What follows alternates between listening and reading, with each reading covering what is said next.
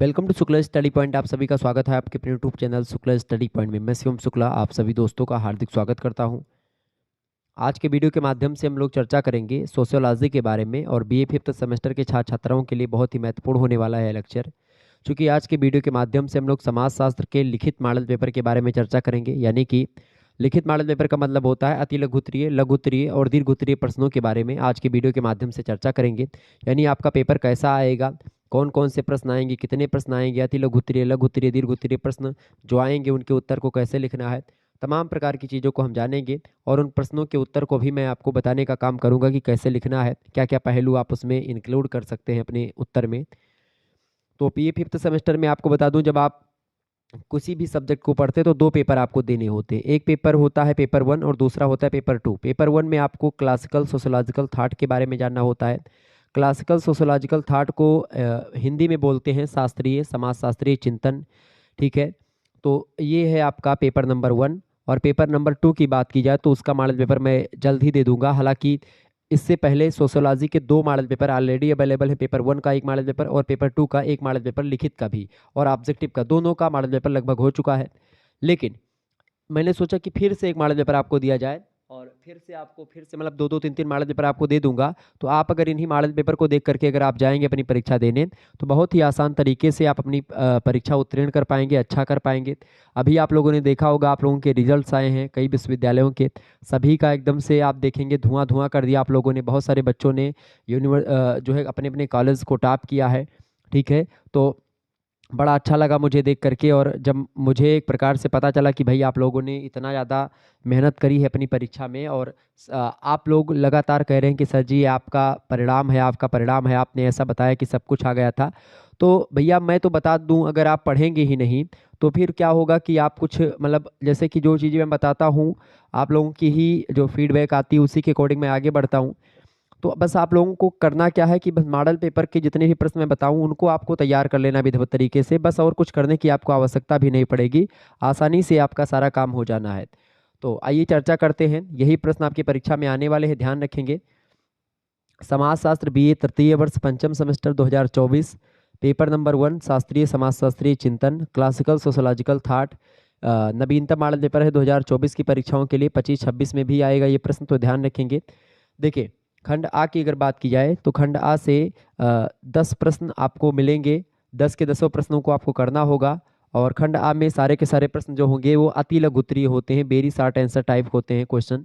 एक प्रश्न का उत्तर आपको 50 शब्दों में लिखना होता है, ये बात ध्यान रखेंगे। यानी कि इन प्रश्नों को आप एक पेज में 2 उत्तर को अगर आप बड़े आसानी से लिखेंगे तो हो जाएगा आपका, ठीक है। चले, पहला प्रश्न आपकी स्क्रीन पर आ चुका है। प्रबोधन क्या है, प्रबोधन किसे कहते हैं? अच्छा, प्रबोधन को ही एक प्रकार से अगर बोले तो अंग्रेजी में जो है आप बोलते हैं, जैसे प्रबोधन को बोलते हैं अंग्रेजी में इनलाइटमेंट, ठीक है। पुनर्जागरण जिसको आप बोलते हैं उसी को प्रबोधन कहते हैं, ठीक है। और यूरोप में पुनर्जागरण का जो समय रहा है वो बड़ा फेमस समय रहा है, क्योंकि उसी समय बहुत सारी चीज़ों का विकास हुआ। तो पुनर्जागरण मुख्य रूप से आपसे पूछा जा रहा है क्या। तो आप देखते हैं कि जहाँ तक मैं आपको बात करूँ, जो परिवर्तन होता है खास करके एक नया परिवर्तन, एक समय में क्या हो कि मानव व्यवहार और मानव समाज का व्यवस्थित अध्ययन अपेक्षाकृत अभी शुरुआत में ही प्रारंभ हुआ है, बहुत जल्दी प्रारंभ हुआ है। चूँकि इसका प्रारंभ 18वीं शताब्दी के उत्तरार्ध के यूरोपीय समाज में स्पष्ट रूप से आपको देखा जा सकता है कि मनुष्य जो होता है अपने समाज को व्यवस्थित करता है और अच्छी अच्छी चीज़ों को अपनाता चला जाता है, एक नए प्रकरण को अपनाता है, नई चीज़ों को अपनाता है, ठीक है। तो वही होता है प्रबोधन, वही होता है आपका पुनर्जागरण। पुनर्जागरण की अगर बात की जाए तो मतलब नवीन दृष्टिकोण होता है और किसी क्रांति के परिणाम स्वरूप जो है तमाम प्रकार के परिवर्तन आपको देखने को मिलते हैं। और ख़ास करके आप देखते हैं कि यूरोप में एक समय रहा था डार्क एज, उसके बाद में फिर से एक नई विचारधारा, एक नई दृष्टिकोण, एक नया पॉइंट ऑफ व्यू आगे बढ़ता है। और इस हिसाब से मनुष्य के व्यवहार, मनुष्य का समाज एक व्यवस्थित तरीके से सामने आता है। तो वही होता है परिवर्तन, जो न्यू परिवर्तन होता है उसी को बोलते हैं प्रबोधन या इनलाइटमेंट। और खास करके आप देखते हैं फ्रांसीसी क्रांति और औद्योगिक क्रांति जो हुई यूरोप में, उसी के कारण से आप देखते हैं प्रबोधन आता है, एक नया नज़रिया आता है सामने। और इन्हीं क्रांतियों के माध्यम से आप देखते हैं प्रबोधन लाया गया। प्रारंभिक जीवन पद्धति के ध्वस्त हो जाने के कारण क्या हुआ, उन्हें सामाजिक और प्राकृतिक दोनों ही प्रकार की दुनिया को समझने के लिए एक नई तकनीक, नई टेक्नोलॉजी को विकसित करना पड़ा। तो वही नई टेक्नोलॉजी जब विकसित हुई तो तमाम प्रकार के भौतिक संस्कृतियों का निर्माण हुआ, तमाम प्रकार की चीज़ें बनाई जाने लगीं। तो उनसे क्या हुआ, एक मशीनीकृत समाज का निर्माण होता चला गया, एक व्यवस्थित समाज का निर्माण होता चला गया। तो प्रबोधन मुख्य रूप से यूरोपीय इतिहास के उस काल को कहते हैं जिसमें 18वीं शताब्दी के फ्रांसीसी दार्शनिकों की चेतना का प्रभाव पड़ा था।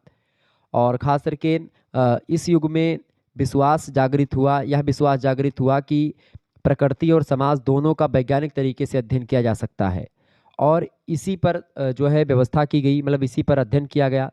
और इसी दौरान मानवीय तार्किकता और प्रगति के विचार विकसित हुए हैं। प्रोसेस मतलब प्रोग्रेस होने लगा समाज का, समाज के पॉइंट ऑफ व्यू बदले, समाज के संस्कृतियां बदली, समाज के मापदंड बदले, समाज के नियम बदले, समाज के मूल्य बदले, मतलब हर एक चीज़ परिवर्तन हुआ। और जहां पर समाज एक का विकास जो है एकदम से रुक गया था, फिर वहीं पर कुछ दिनों तक रुका रहा। और फिर उसके बाद में दो क्रांतियों के आने से फ्रांसीसी क्रांति और औद्योगिक क्रांति, फ्रांसीसी क्रांति 1789 में आई। और औद्योगिक क्रांति की अगर बात की जाए तो औद्योगिक क्रांति आपकी जो है वो खास करके आप देखते हैं यूरोप के इंग्लैंड से प्रारंभ होती है औद्योगिक क्रांति। ठीक है, तो उसका चूंकि औद्योगिक क्रांति मतलब उद्योगों के क्षेत्र में विकास होना, मुख्य रूप से आप देखते हैं ब्रिटेन से प्रारंभ होती है 1760 ईस्वी के आसपास। अभी हम उसके बारे में चर्चा करेंगे, तो चलिए चर्चा ही कर लेते हैं। तो इन्हीं दोनों क्रांतियों के परिणाम स्वरूप जो होता है प्रबोधन यानी पुनर्जागरण, या जिसको बोलते हैं आप इनलाइटमेंट, वो शब्द प्रयोग इसी प्रक्रिया के लिए क्या आता है। ठीक है, समझ में आ गई होंगी चीज़ें आपको। दूसरा प्रश्न आपकी स्क्रीन पर आ चुका है, देखेंगे सभी लोग। तो बस यही लिख देना है आपको 50 शब्दों में बना करके, आपका काम हो जाना है। दूसरा प्रश्न है औद्योगिक क्रांति कब हुई, बताएं भाई, औद्योगिक क्रांति कब हुई भाई। तो सबसे पहली बात जानिए, औद्योगिक क्रांति जो हुई है ये ब्रिटेन में हुई है 1760 ईस्वी के आसपास, या अगर ऐसा ना कहना उचित समझें आप तो आप ये कह सकते हैं कि 18वीं शताब्दी के उत्तरार्ध में। किसमें भैया, 18वीं शताब्दी के उत्तरार्ध में, 18वीं शताब्दी के उत्तरार्ध में जो हुई है। उत्तरार्ध का मतलब क्या होता है, उत्तर और अर्ध, मतलब कि जैसे 18वीं शताब्दी 1701 से लेकर के 1800 का जो समय काल है इसी को बोलते हैं 18वीं शताब्दी। ठीक है, अब अगर 1750 के पहले के युग की अगर बात की जाएगी तो उसको बोलेंगे 18वीं शताब्दी पूर्वार्ध। ठीक है, लेकिन 1750 के बाद के समय में अगर कोई चीज़ आता है तो उसको बोलेंगे 18वीं शताब्दी उत्तरार्ध। क्लियर, ध्यान रखेंगे। तो ये 1760 ईस्वी के आसपास आप देखते हैं ये क्रांति हुई है। चूँकि क्रांतियाँ जो होती हैं किसी एक डेट को नहीं होती हैं, किसी एक साल में नहीं हो जाती, उसके पीछे बड़ी लंबी प्रक्रिया होती है, बड़ा लंबा प्रोसेस होता है, उसके बाद में कोई क्रांति होती है। समझ में आ रही चीज़ें ना। तो वही चीज़ मैं आपको समझाने का प्रयास कर रहा हूँ कि ब्रिटेन में 1760 ईस्वी के आसपास जो है औद्योगिक क्रांति होती है। और इंग्लैंड और यूरोपीय देशों के पश्चात ये क्रांति सभी देशों में, मतलब सभी महाद्वीपों में फैलने लगती है। सामाजिक और आर्थिक जीवन जबरदस्त तरीके से परिवर्तित होता है। हर जगह आप देखें, यूरोप में विशेष करके इंग्लैंड के द्वारा नए क्षेत्रों की खोज शुरू हो गई। इसके साथ ही साथ व्यापार और वाणिज्य में वृद्धि होने लगी, शहरों में विकास होने लगा। और जब शहरों का विकास होने लगा तो इस कारण से चीज़ों की मांग बढ़ने लगी। और जब मांग बढ़ा तो एक प्रकार से जब डिमांड बढ़ेगी तो भाई लोग खरीदेंगे। कपड़ा जैसी परंपरागत उपभोक्ता वस्तुओं का निर्माण पहले घरेलू स्तर पर होता था, अब यही कपड़ा वगैरह का उत्पादन मशीनें करने लगती हैं। तो कहीं ना कहीं पे जो घरेलू परंपरा थी वो धीरे धीरे खत्म होने लगती है, मशीनी परंपरा आने लगती है। तो ये यूरोप में क्रांतियाँ हुई। औद्योगिक क्रांति आप देखते हैं इसके दौरान नए नए औजारों का, नई नई टेक्नोलॉजी का विकास हुआ, जिससे व्यापक पैमाने पर वस्तुएं तमाम प्रकार की बनाई गई। 1760 ईस्वी से लेकर के 1830 ईस्वी के बीच आप देखते हैं तमाम प्रकार के हथियारों, औजारों और तकनीकों का और उत्पादन के प्रबंध के तमाम प्रकार के नए नए आविष्कार किए गए। इसके अलावा आप देखते हैं जिनसे उत्पादन की फैक्ट्री प्रणाली अस्तित्व में आती है। और आप देखते हैं कि इस प्रकार उत्पादन की जो सामंतवादी प्रणाली थी उसके स्थान पर अब पूंजीवादी प्रणाली का विकास हो गया।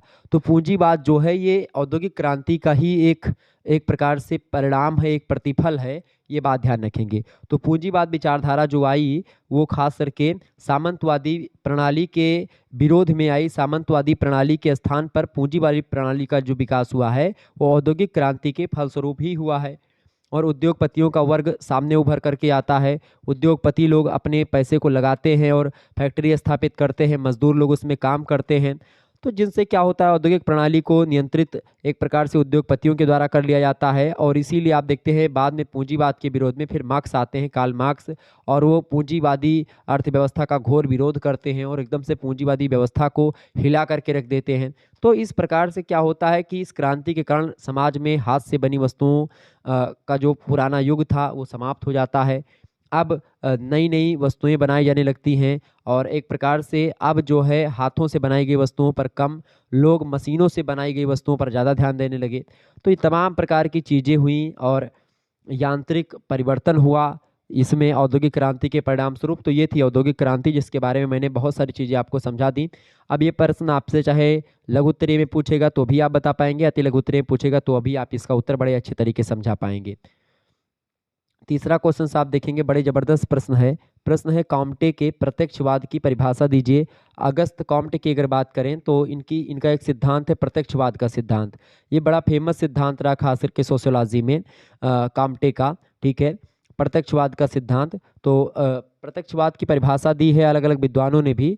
तो प्रत्यक्षवाद की परिभाषा फेयरचाइल्ड महोदय देते हुए कहते हैं कि प्रत्यक्षवाद जो है एक वैज्ञानिक सिद्धांत है, एक साइंटिफिक एक थियरी है ये, ठीक है, एक साइंस की थियरी है, एक साइंटिफिक थियरी है प्रत्यक्षवाद, जिसका उद्देश्य होता है कि सभी मनुष्य का समाज जो है या सभी मानव समाज जो होता है उसके भौतिक, बौद्धिक और नैतिक उन्नति में लगातार वृद्धि होती रहे और वो बंधा रहे समाज, इकट्ठा रहे समाज, ठीक है। बोगाडर्स कहते हैं कि प्रत्यक्षवाद संसार को देखने का एक बौद्धिक तरीका होता है, एक इंटेलेक्चुअल तरीका होता है। और बोगाडर्स का विचार यह है कि मस्तिष्क की घटनाओं को अवलोकन और वर्गीकरण पर केंद्रित करना चाहिए। अपेक्षाकृत व्यर्थ में घटनाओं के कारण तलाश करना और उन्हें जिम्मेदार ठहराना ये उचित नहीं है। मतलब प्रत्यक्षवाद का सीधा सा मतलब अगर मैं आपको सरल शब्दों में समझाऊं तो प्रत्यक्षवाद का सीधा सा मतलब होता है कि कहीं पर किसी भी घटना को अगर आपने अपनी आंखों से देखा है फिर उसके बाद में आप उस घटना पर अच्छे तरीके से लिख पाएंगे। यानी प्रत्यक्ष चीज़ें जो आपने देखी हैं उन्हीं पर आप जो है शोध करें, ज़्यादा बेटर रहेगा। उन्हीं पर आप जो है अपना नियम कायदा बनाएं। तो निरीक्षण, परीक्षण, प्रयोग और वर्गीकरण के आधार पर घटनाओं की व्याख्या करना और उन्हें समझना ही जो है प्रत्यक्षवाद है, ये बात ध्यान रखेंगे। तो काम्ट महोदय यही कहते हैं कि आप अगर कोई घटना है तो उस घटना का प्रत्यक्षवाद तभी होगा जब आप निरीक्षण प्रणाली के, यानी कि आपने आंखों से जाकर के उस घटना का अवलोकन करेंगे, देखेंगे, उसका परीक्षण करेंगे और उसका प्रैक्टिकल भी करेंगे, प्रयोग करके देखेंगे और फिर इसके बाद में वर्गीकरण करेंगे उन घटनाओं का। और उसके आधार पर जो चीज़ें आप बताएंगे, जो चीज़ें आप एनालिसिस करेंगे, विश्लेषित करेंगे, उसके बाद में आप कोई सिद्धांत बताएंगे, कोई नियम उसके बारे में बताएंगे, कुछ जानकारी आप देंगे, तब वो सिद्धांत होगा प्रत्यक्षवाद, ठीक है। तो प्रत्यक्षवाद का सीधा सा मतलब है कि निरीक्षण, परीक्षण, प्रयोग और वर्गीकरण के आधार पर घटनाओं की व्याख्या करना और उन्हें समझना, यही होता है प्रत्यक्षवाद, ये बात ध्यान रखेंगे। तो प्रत्यक्षवाद जो होता है भाग्यवादी बिल्कुल भी नहीं होता है, ना आशावादी होता है, ना भौतिकवादी नहीं है, मतलब भौतिकवादी भी नहीं है। और क्योंकि यह भौतिक शक्तियों को बौद्धिक शक्तियों के अधीन करता है, क्योंकि जो बौद्धिक शक्तियां हैं उन्हीं के अधीन भौतिक शक्तियां होती हैं। यानी कि बुद्धि जो होती है वही मशीनों का निर्माण करती है। कंप्यूटर कितना भी आज आगे बढ़ गया हो लेकिन उसको कंट्रोल करने वाला एक मनुष्य ही होता है। तो ये बात बताता है प्रत्यक्षवाद। प्रत्यक्षवाद अलौकिक शक्तियों में या अलौकिक शक्तियों से असंबंधित होने के कारण से अनीश्वरवादी नहीं है। ये मत सोचे कि जो कामटे हैं वो ईश्वर को नहीं मानने वाले, वो ईश्वर को भी मानने वाले, अनीश्वरवादी बिल्कुल भी नहीं है, ये बात ध्यान रखेंगे। लेकिन प्रत्यक्षवाद का संबंध सीधा सीधा वास्तविकता से है। जो चीज़ें घटित हुई हैं वही चीज़ें एकदम से विस्तार से जब तक क्लियर ना हो जाए तब तक उसके बारे में सिद्धांत नहीं आना चाहिए, ये प्रत्यक्षवाद का कहना है। प्रत्यक्षवाद का संबंध यथार्थ ज्ञान से है। प्रत्यक्षवाद का संबंध उपयोगी ज्ञान से है, ना कि समस्त ज्ञान से है। जो इम्पोर्टेंट ज्ञान है, जो इम्पोर्टेंट नॉलेज है, उसी को प्रत्यक्षवाद शामिल करता है, बाकी चीज़ों को नहीं शामिल करता है। तो ये चीज़ें थोड़ा सा आपको जाननी होगी ताकि जब भी आपसे परीक्षा में प्रत्यक्षवाद से कुछ भी प्रश्न पूछे आप आसानी से बता पाएंगे। तो प्रत्यक्षवाद का संबंध किससे भैया? प्रत्यक्षवाद का संबंध सापेक्ष से है, निरपेक्ष से बिल्कुल भी नहीं है। वो प्रत्यक्ष से है, अप्रत्यक्ष से बिल्कुल भी नहीं है, ये बात ध्यान रखेंगे। तो ये है भैया प्रत्यक्षवाद के बारे में मैंने आपको बहुत सारी चीजें आपको बताई। आगे बढ़ते हैं और भी चीजों को जानने का काम करते हैं। चौथा क्वेश्चन आपकी स्क्रीन पर आ चुका है, सावयवी एकता। सावयवी एकता की अगर बात की जाए तो सावयवी एकता का सिद्धांत दिया था दुर्खीम महोदय ने। दुर्खीम महोदय कहते हैं कि सामाजिक विकास के साथ साथ सामाजिक सदस्यों में विवेक जागृत होता जाता है। विवेक मतलब होता है बुद्धि का विकास या विवेक का विकास, सोचने की क्षमता का विकास। तो जैसे जैसे मनुष्य का सामाजिक विकास होता है, सोशल डेवलपमेंट होता है, सोशल डेवलपमेंट के साथ साथ सामाजिक जो सदस्य होते हैं उनमें बुद्धि, विवेक और सोचने की क्षमता ये सब धीरे धीरे जागृत होती जाती है। और जब एक प्रकार से ये सब जागृत हो जाता है उसके बाद में वे अपने व्यक्तित्व के प्रति सचेत हो जाते हैं और परिणाम स्वरूप समाज में एकता का जन्म होता है। तो वही एकता जो होती है वो सावयवी एकता कहलाती है। सावयवी एकता में व्यक्ति श्रम विभाजन के परिणाम स्वरूप अपना विशिष्ट निर्धारित प्रकार करते हैं, अपना काम करते हैं कि भाई हमको क्या काम करना है और हमारा क्या उत्तरदायित्व है समाज के प्रति। तो वो अपना काम समझते हैं और एक एकता में बंध करके अपने काम को करते रहते हैं। क्योंकि अगर सामाजिकरण होगा तभी उनको अपने उत्तरदायित्व और अपने चीज़ों को मतलब वो जान पाएंगे। ठीक है, परंतु उनका उद्देश्य समाज रूपी शरीर को दृढ़ता और संपन्नता प्रदान करना होता है।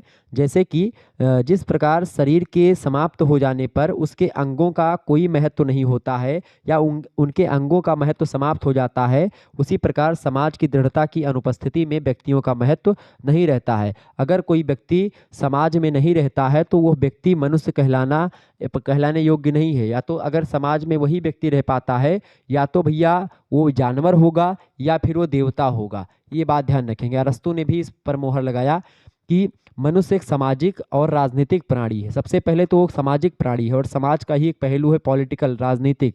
तो राजनीतिक प्राणी भी हो जाता है मनुष्य। तो मनुष्य अगर वो नहीं है मतलब या तो देवता रहेगा या तो फिर जानवर ही बिना समाज के रह सकता है।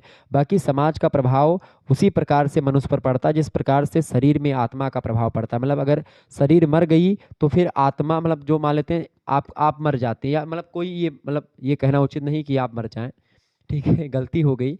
मतलब कोई है, अब शरीर मान लेते हैं या कोई व्यक्ति मान लेते हैं, ए नाम का कोई व्यक्ति है, तो ए नाम का व्यक्ति कोई मर जाता है, ठीक है, तो कोई भी हो सकता है ए। तो इसका जो अंग है शरीर का, आंख, नाक, ठीक है, त्वचा, हाथ, पैर, ये सब, तो वो सब भी एकदम से खत्म हो जाते हैं, उनका भी कोई महत्व नहीं रह जाता। तो जिस प्रकार से शरीर में आत्मा की उपस्थिति होती है उसी प्रकार से मनुष्य के लिए समाज की उपस्थिति बहुत जरूरी होती है। ठीक है, ये बात सावयवी एकता के सिद्धांत में स्वीकार करते हैं दुर्खीम महोदय।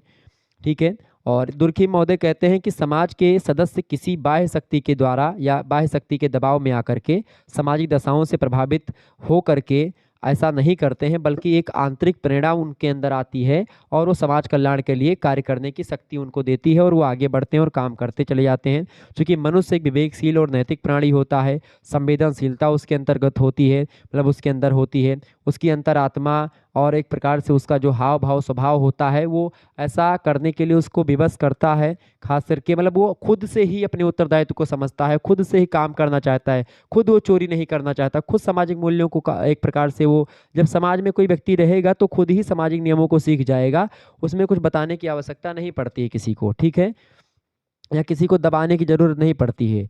तो जिस समान चेतना का उदय होता है खास करके ऐसा करने से, मतलब समाज में रहने से जिस समान चेतना का उदय होता है वही सावयवी एकता कहलाती है और फिर मिलजुल करके लोग काम करते हैं। तो ये होती है सावयवी एकता, इसके बारे में मैंने आपको बताया। आगे बढ़ते हैं, अगला क्वेश्चन आपकी स्क्रीन पर आ चुका। 5वां नंबर प्रश्न है, आत्महत्या की परिभाषा दीजिए। आत्महत्या की परिभाषा भी दुर्खीम का ही एक सिद्धांत है, ये बात ध्यान रखेंगे। आत्महत्या का सिद्धांत जो है दुर्खीम ने दिया है और आत्महत्या एक ग्रंथ भी इन्होंने लिखा है, उसका प्रकाशन 1897 में हुआ था। आत्महत्या पुस्तक भी लिखी है दुर्खीम महोदय ने, तो उसका प्रकाशन हुआ था 1897 में, ठीक है। और इस ग्रंथ में दुर्खीम समाजशास्त्री दृष्टिकोण का तथ्यात्मक प्रमाण प्रस्तुत करते हैं। और दुर्खीम जो है आत्महत्या के कई सारे पहलुओं के बारे में बताते हैं, ठीक है। दुर्खीम ने 3 प्रकार की आत्महत्या की बात कही है। पहली तो अहंगवादी आत्महत्या, दूसरी परार्थवादी आत्महत्या और तीसरी आदर्शहीन आत्महत्या, और एक आत्महत्या और सामने आती है, चौथी भी उन्होंने 4 प्रकार की आत्महत्या के बारे में बताया। तो एक अभी शोध के अकॉर्डिंग पता चला तो वो घातक आत्महत्या होती है। तो आत्महत्या सबसे पहले सोचे होती क्या है। आत्महत्या की अगर बात की जाए तो दुर्खीम महोदय इसकी परिभाषा देते हैं बड़े सरल शब्दों में। कहते हैं कि आत्महत्या शब्द जो होता है मृत्यु की उस समस्त घटनाओं के लिए प्रयोग किया जाता है जो स्वयं मरने वाले की सकारात्मक या नकारात्मक क्रिया का प्रत्यक्ष या अप्रत्यक्ष परिणाम होती है। जिसके भावी परिणाम मृत्यु को वह जानता है कि मैं मरूंगा, वो जानता है कि मुझे मरना है, मैं मर जाऊंगा, क्योंकि मैंने मतलब उसको समाज मोटिवेट करता है मरने के लिए। मतलब कभी कभी क्या होता है कि जो लोग मरते हैं वो कहते हैं कि भाई समाज क्या कहेगा, हमारा मतलब कुछ भी काम अगर हो गया तो कुछ भी ऐसा काम हो जाए जिसको समाज एक्सेप्ट ना करे, या समाज के लोग क्या कहेंगे, या बहुत ज़्यादा दिक्कत आ जाए तो व्यक्ति मर जाता है। तो मतलब कहीं ना कहीं पे समाज, जो व्यक्ति आत्महत्या करता है उसका कारण कहीं ना कहीं पे समाज से जुड़ा हुआ होता है। ये बात दुर्खीम स्वीकार करते हैं। दुर्खीम कहते हैं कि आत्महत्या जो होती है स्वयं मरने वाले की क्रिया का परिणाम होती है। जो मरता है वो स्वयं ही वो चीज़ें करता है, वो आत्महत्या होगी। दूसरी बात दुर्खीम कहते हैं कि व्यक्ति जो होता है इच्छा पूर्वक सोच विचार करके फिर आत्मघात करता है, खुद मरता है, ठीक है, और अपनी क्रिया के परिणाम को जानता है कि जो मैं कर रहा हूँ इसका परिणाम क्या निकलेगा, वो बात वो जानता है। तीसरी बात दुर्खीम ये कहते हैं कि आत्महत्या जो होता है उसको जो करने वाला व्यक्ति होता है वो अपनी क्रिया के परिणामों को पहले से ही जानता है, और वह यह भी जानता है कि बहुत मतलब वह जो कुछ कर रहा है, जो कुछ मैं कर रहा हूँ उसका निश्चित परिणाम एक ही है और वह है मृत्यु, वो बात जानता है। चौथी बात दुर्खीम यह भी कहते हैं कि आत्महत्या पूर्व निश्चय पूर्वक जानबूझकर की जाने वाली आत्मघात क्रिया का परिणाम होता है। और इस संदर्भ में दुर्खीम ने आत्महत्या को एक सामाजिक तथ्य के रूप में प्रकट किया। सामाजिक तथ्य की अवधारणा एक प्रकार से दुर्खीम ने दी है, उसके बारे में सामाजिक तथ्य की परिभाषा उन्होंने दी और कहा कि एक सामाजिक तथ्य कार्य करने का वह तरीका होता है, प्रत्येक तरीका होता है, चाहे वह निश्चित हो या फिर नहीं निश्चित हो, जो व्यक्ति पर बाह्य दबाव डालने की क्षमता रखता है, उसी को सामाजिक तथ्य कहा जाता है। तो समाज कहीं ना कहीं पे बाहरी या आंतरिक रूप से व्यक्ति को दबाता है, प्रताड़ित करता है, और कहीं ना कहीं पे या उससे प्रभावित होता है, और इतना प्रभावित हो जाता है कि वो आत्महत्या करने के लिए मजबूर हो जाता है। तो वही चीज़ यहाँ पर दुर्खीम समझाने का काम कर रहे हैं। तो आत्महत्या मुख्य रूप से कितने प्रकार की होती है भैया, मैंने आपको बताया था 4 प्रकार की। एक तो है अहेंगवादी आत्महत्या, दूसरी है परार्थवादी आत्महत्या, तीसरी है आदर्शहीन आत्महत्या, और चौथी आप लिख लीजिएगा घातक आत्महत्या। तो जो अहेंगवादी आत्महत्या है, ये आत्महत्या होती है जब समाज की में अतिशय व्यक्तिगता की स्थिति आत्महत्या की दर में वृद्धि करती है, तो यही अहेंगवादी आत्महत्या होती है। मतलब कि व्यक्ति मतलब अपने बारे में ही सोचता है, या व्यक्तिगता मतलब सब व्यक्ति समाज में सब अपने अपने बारे में सोच रहे हैं, कोई किसी का ना मदद कर रहा है ना कुछ कर रहा, तो ऐसी स्थिति में अहेंगवादी आत्महत्या होती है, खुद जानबूझ करके लोग आत्महत्या कर लें। दूसरा होता है परार्थवादी आत्महत्या, अत्यधिक समाजीकरण की स्थिति में की जाने वाली आत्महत्या होती है परार्थवादी आत्महत्या। मतलब कि जिसका परिणाम जो है मृत्यु तो होता है, लेकिन उसका कारण जो होता है वो समाज कहीं ना कहीं पे दूसरा कोई व्यक्ति होता है, समाजीकरण की स्थिति में एक प्रकार से अपने आप को ढाल नहीं पाता और मृत्यु अपने आप को दे देता है।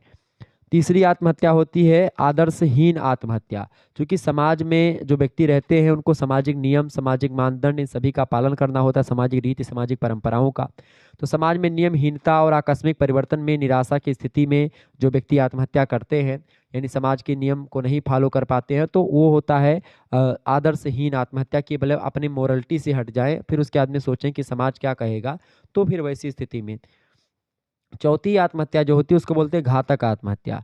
अत्यधिक नियंत्रण, आदर्शवादिता और कठोर नियम पालन जब कोई व्यक्ति किसी से करवाता है, दबाव में रह करके, मार पीट करके, तो लोग सोचते हैं कि भाई इससे अच्छा तो मर जाना अच्छा है, ठीक है, कि भाई इतना ज़्यादा दब करके जीना, इतना ज़्यादा एकदम से रोज डांट पड़नी है, रोज मार पड़नी है, रोज काम करना, यही सारी चीज़ दबा दबा करके, तो वो चीज़ें होती हैं घातक आत्महत्या। तो मतलब एक तो अहंगवादी आत्महत्या व्यक्ति अपनी स्वेच्छा से करता है, परार्थवादी आत्महत्या दूसरे के एक प्रकार से कारण कर लेता है, जैसे कि परार्थवादी आत्महत्या में जैसे कि बहुत सारे बच्चे जो होते हैं, जैसे नौकरी नहीं पाया तो मर गए, या किसी लड़की ने धोखा दे दिया तो जा करके कुआं में कूद गए, या लड़कियां बहुत सारी जहर खा लेती हैं, तो वो सब चीज़ें जो होती हैं वो आती हैं परार्थवादी आत्महत्या। आदर्शहीन आत्महत्या की भाई अपने करेक्टर से हट गया, करेक्टरलेस प्राणी जो होता है उसको समाज क्या कहेगा, ऐसी स्थिति में वो मर जाता है, तो वो आदर्शहीन आत्महत्या में आएगा, मोरलिटी से हट जाए। घातक आत्महत्या में क्या होता है कि किसी पर कोई दबाव डाले, फोर्स डाल करके कोई काम करवा, लगातार परेशान कर रहा है, प्रताड़ित कर रहा है, ब्लैकमेल कर रहा है,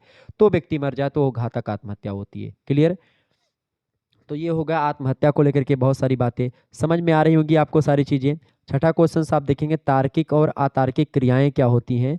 अच्छा, तार्किक और अतार्किक क्रियाओं को जो है विल्फ्रेडो पैरेटो ने बड़े आसान तरीके से समझाया है। तो पैरेटो ने तार्किक और अतार्किक क्रियाओं पर सिद्धांत भी दिया है, ये बात ध्यान रखेंगे।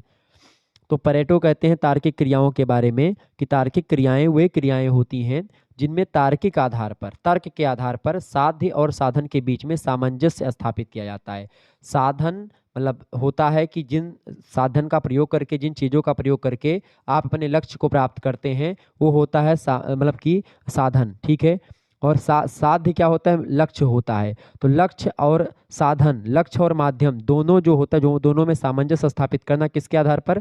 तर्क के आधार पर। तो ऐसी क्रियाएं होती हैं तार्किक क्रियाएं, और इनका आधार जो होता है अनुभव के अकॉर्डिंग होता है। तर्क और प्रयोग यानी प्रैक्टिकल और तर्क के अकॉर्डिंग जो है ये क्रियाएं की जाती हैं, और ये क्रियाएं अनुभव सिद्ध होने के कारण से वास्तविक और प्रमाणिक भी मानी जाती हैं, जो तार्किक क्रियाएं होती हैं।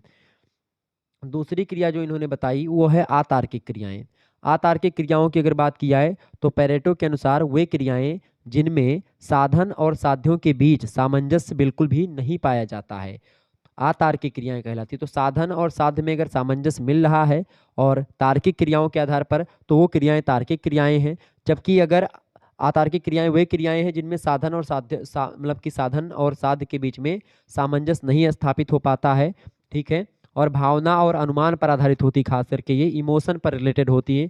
इमोशन कि भाई ये हो सकता है, या इमोशन पर भाई बह गए भावनाओं में, तो इमोशन और अनुमान पर आधारित होती हैं अतार्किक क्रियाएं। जबकि तार्किक क्रियाएं तर्क पर, प्रयोग पर, प्रैक्टिकल पर, अनुभव पर, कि भाई आप लगातार इतने दिन से कुछ काम कर रहे हैं और उसके अकॉर्डिंग आपने कहा कि भाई ये काम होगा, ठीक है, तो वो हो गई तार्किक क्रियाएं। या प्रैक्टिकल किया आपने कि भाई हमने ऐसा 4 चक्कर किया तो वो आ गया, वही आ रहा है, वही आ रहा है, तो आप बता सकते हैं भाई ये चीज़ एकदम से करेक्ट है। तार्किक क्रियाएं जो होती हैं वो प्रमाणिक होती हैं। अतार्किक क्रियाएं जो होती हैं वो अनुमान पर आधारित होती हैं, मतलब कि उनका कोई सत्यता की जांच करने का कोई तरीका नहीं होता है, ठीक है। तरीका होता है लेकिन वो सत्य नहीं होती, प्रमाणिक उतनी नहीं होती जितना जो कि तार्किक क्रियाएं होती हैं। तो खास करके अवलोकन, परीक्षण, इन सभी के द्वारा, औचित्य के द्वारा या प्रयोग के द्वारा ये चीज़ें संभव नहीं हो पाती हैं अतार्किक क्रियाएं, ठीक है। मतलब कि विज्ञान के क्षेत्र में अतार्किक क्रियाएं नहीं आती हैं, मतलब अतार्किक क्रियाएं वैज्ञानिक नहीं होती हैं, जबकि तार्किक क्रियाएं वैज्ञानिक होती हैं, ये बात ध्यान रखेंगे। तो ये अंतर हो गया दोनों के बीच में जो मैंने आपको बताया, या दोनों के बारे में मैंने आपको समझा दिया। अगला क्वेश्चन आपकी स्क्रीन पर आ चुका, 7वां नंबर प्रश्न है, वर्ग संघर्ष के आधार बताइए। फटाफट से आप बताएंगे वर्ग संघर्ष के आधार। वर्ग संघर्ष की विचारधारा दी किसने भैया? तो वर्ग संघर्ष की विचारधारा को दिया है किसने? आपने नाम सुना होगा कार्ल मार्क्स का, ठीक है। कार्ल मार्क्स ने ही दिया है वर्ग संघर्ष की विचारधारा, और ऐतिहासिक भौतिकवाद की अवधारणा भी कार्ल मार्क्स ने ही दी है। कार्ल मार्क्स की अगर बात की जाए तो ये अतिरिक्त मूल्य का सिद्धांत भी इन्होंने दिया है, ठीक है, कार्ल मार्क्स ने ही। तो वर्ग संघर्ष के कई सारे आधार बताते हैं। वर्ग संघर्ष का सीधा सा मतलब होता है, एक वर्ग होता है आपका पूंजीपति वर्ग, ठीक है, और एक वर्ग होता है आपका श्रमिक वर्ग, ठीक है। यानी कि इसको जो पूंजीपति वर्ग है इसको बोलते हैं शोषक वर्ग, और जो आपका श्रमिक वर्ग है उसको बोलते हैं आपका शोषित वर्ग। और अच्छा, अगर इसी को दूसरे भाषा में अगर मैं बताऊं तो जो आपका पूंजीपति वर्ग होता है वो उसको बोलते हैं मालिक, और जो अगला होता है उसको बोलते हैं, मतलब कि जो शोषित वर्ग होता है या जो श्रमिक वर्ग होता है उसको बोलते हैं मजदूर। तो एक प्रकार से मालिक और मजदूर, पूंजीपति और श्रमिक वर्ग, शोषक और शोषित, तो इन सभी के बीच में जो संघर्ष होता है, तो इन्हीं संघर्ष को हम वर्ग संघर्ष कहते हैं। इनके कई आधार होते हैं, संघर्ष करने के कई आधार होते हैं। वर्ग संघर्ष में जो मालिक और मजदूर के बीच का संघर्ष है, या पूंजीपति और श्रमिक वर्ग का संघर्ष है, या शोषक और शोषितों के बीच का संघर्ष है, तो इन्हीं संघर्ष के कई आधार हैं। उन्हीं आधारों के बारे में आपसे प्रश्न पूछा गया है। तो पहला आधार आप लिखेंगे भैया, वर्ग संघर्ष जो होता है नवीन परिस्थिति परिवर्तन को जन्म देता है। वर्ग संघर्ष जब होता है, जब पूंजीपति वर्ग और मालिक वर्ग, मतलब पूंजीपति वर्ग और श्रमिक वर्ग के बीच में जब एक प्रकार से वैमनस्यता होती है और खास करके संघर्ष उत्पन्न होता है, तो संघर्ष के परिणाम स्वरूप एक प्रकार से फिर क्रांति उत्पन्न होती है, और क्रांति के परिणाम स्वरूप क्या होता है? एक नवीन जीवन पद्धति का निर्माण होता है, एक नया नया परिवर्तन समाज में आता है, पहली बात। दूसरी चीज की वर्ग संघर्ष उत्पादन प्रणाली से रिलेटेड है, जो नए वर्गों की उत्पत्ति का आधार बनाता है, ठीक है। तीसरी बात यह है कि भौतिक आविष्कार वर्ग संघर्ष का ही आधार होता है, या वर्ग संघर्ष एक आधार होता है भौतिक आविष्कार का। चौथी बात, शोषक वर्ग द्वारा निर्मित समाज व्यवस्था में अस्थायित्व नहीं होता है, ठीक है, और इसी अस्थायित्व को बनाता है वर्ग संघर्ष। पांचवी बात है, बढ़ता हुआ वर्ग संघर्ष क्रांति को जन्म देता है। छठी बात, वर्ग संघर्ष पूंजीवादी व्यवस्था का पतन करता है, ठीक है, और समाजवादी व्यवस्था का उत्थान करता है। तो ये वर्ग संघर्ष के बारे में कुछ चीज़ें मैंने आपको बताई जो कि आपको ध्यान रखना है। इतना आप अगर आप लिख देंगे तो आपको बड़े आसानी से 2 नंबर आपको मिल जाएंगे इसके, ठीक है। 2 नंबर के ही प्रश्न होते हैं अति लघु उत्तरीय, तो इसीलिए आप इनमें से अगर आपको लिखना है तो बड़े ही आसान शब्दों में आप थोड़े थोड़ा करके लिख सकते हैं। अगला प्रश्न आप देखेंगे, 8वां नंबर क्वेश्चन आपकी स्क्रीन पर आ चुका है। मैं और मुझे, मैं, मुझे और स्वा, ये 3 शब्द हैं खास करके। मी और मतलब कि आई, मी और स्वा, ठीक है। मतलब कि मैं, मुझे और स्वा, ये 3 शब्द हैं। और इन 3 शब्दों की अवधारणा को दिया है किसने? किसने दिया है भैया? इसको दिया है चार्ल्स कूले ने, ठीक है, सॉरी मीड ने दिया है इसको। तो चार्ल्स कूले एक दूसरी परिभाषा देते हैं। तो मीड ने भी कूले की तरह समाजशास्त्र और मनोविज्ञान की दृष्टियों को समन्वय स्थापित किया है। तो मी मतलब आई, मी और सेल्फ, ठीक है, ये अवधारणा दी है किसने? मीड ने दी है, ठीक है। और सामाजिकरण की एक अवधारणा है ये बात भी ध्यान रखेंगे, मतलब सोशलाइजेशन की एक अवधारणा है, ये बात आप ध्यान रखेंगे। ओके, तो इसमें मीड जो है अपना विचार व्यक्त करते हुए कहते हैं कि मैं और मुझे की अवधारणा का प्रतिपादन जो है किसने किया? सबसे पहले बात तो यही पूछेगा, तो आप बताएंगे मीड ने किया। तो समाजीकरण क्या होता है? सोशलाइजेशन।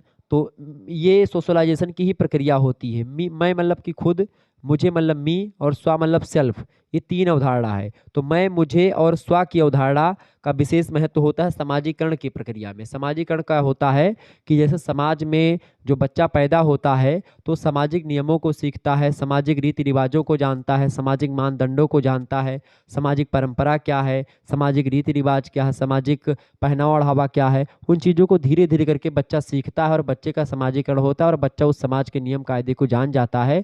तो इसी प्रक्रिया को ही बोलते हैं समाजीकरण। क्योंकि बच्चा जो होता है जब पैदा होता है तो पशु के समान होता है, मतलब वो जन्म लेने वाला जो बच्चा होता है वो पशुओं की भांति होता है। जब उसका समाजीकरण होता है तो वो व्यक्ति एक प्रकार से मनुष्य बनता है। यानी कि मनुष्य जो होता है जब पैदा होता है तो एक कैसा प्राणी होता है भैया? एक जैव मतलब एक प्रकार से क्या होता है? एक वो मतलब जैविक प्राणी होता है, एक प्रकार से बोले तो एक जीव टाइप का होता है, केवल एक जीव होता है जब बच्चा पैदा होता है। लेकिन वह जीव जब मनुष्य के संपर्क में आता है, मनुष्य के संपर्क में आने से वो तमाम प्रकार की चीज़ों को धीरे धीरे करके एक प्रोसेस के माध्यम से सीखता जाता है। उसी प्रोसेस को हम सोशलाइजेशन या समाजीकरण कहते हैं। क्लियर? समाजशास्त्र की भाषा में। तो उसी समाजीकरण की प्रक्रिया में एक सिद्धांत दिया मीड महोदय ने, जिसको बोलते हैं मैं, मुझे और स्वा की अवधारणा।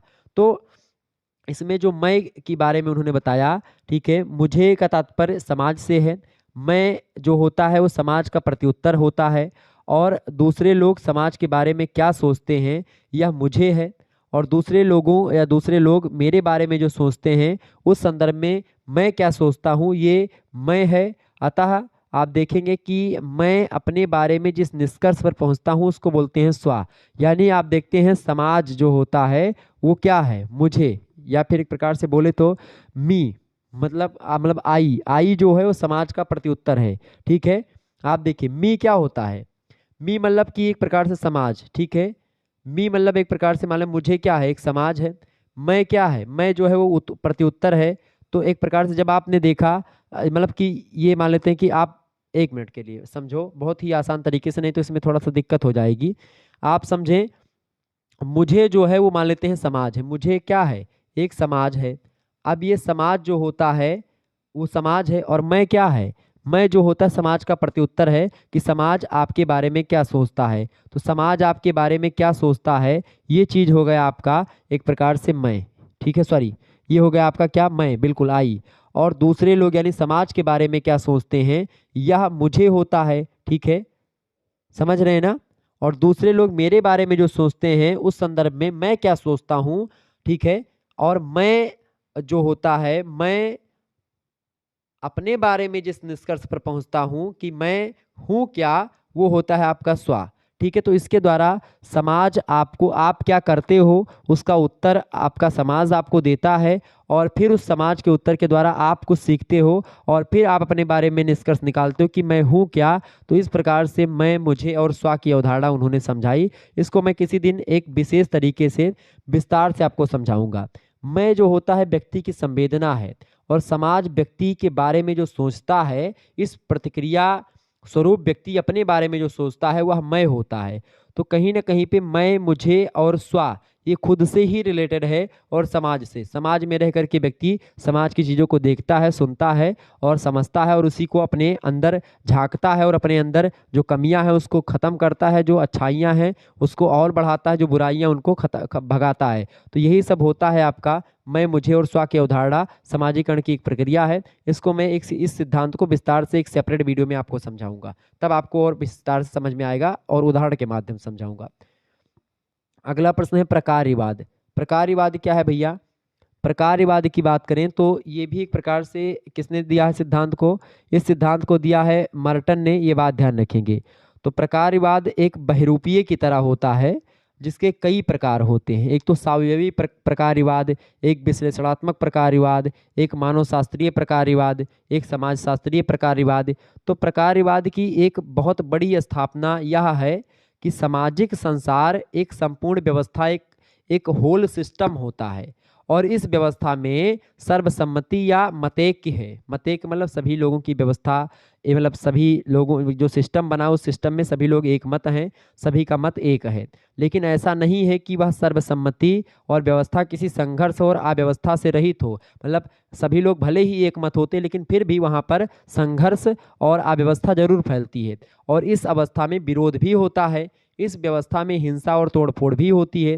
लेकिन प्रकार्यवाद विचारकों का भी कथन है कि प्रत्येक व्यवस्था की कुछ आवश्यकताएं होती हैं और इन आवश्यकताओं की पूर्ति के लिए सामान्य तथा विघटनकारी शक्तियों में ऐसा तालमेल स्थापित हो जाता है कि व्यवस्था का संतुलन और उसकी सजातीयता बरकरार रहती है। मतलब कि जो तालमेल जो है, जो मतैक्यता है वो बरकरार रहती है। इसके अलावा क्या होता है कि भले ही तमाम प्रकार के झगड़ा, लड़ाई या सब हो, हिंसात्मक कार्य भी हो, एक दूसरे के बीच में संघर्ष भी हो, लेकिन जब बात बाहरी लोगों की आएगी तो फिर से एक हो जाएंगे। मतलब क्या है, कहने का मतलब ये है कि तालमेल फिर भी बरकरार रहेगा, फिर भी संतुलन की दशा बनी रहेगी, चाहे अपने में कुछ भी हो। यानी प्रकारवादियों की बहुत बड़ी मान्यता यह है कि समाज में एक निश्चित व्यवस्था, सजातीयता और संतुलन होती है। तो समाज में संतुलन और सजातीयता, ठीक है, सजातीयता का मतलब होता है कि हम की भावना, मतलब फिर भी आप जैसे सजातीयता में जैसे एक भाषा हो गई तो उसी भाषा को सभी लोग मान रहे हैं। अब भले ही जैसे भारत है, भारत की सजातीयता में आप भाषा के हिसाब से देखिए,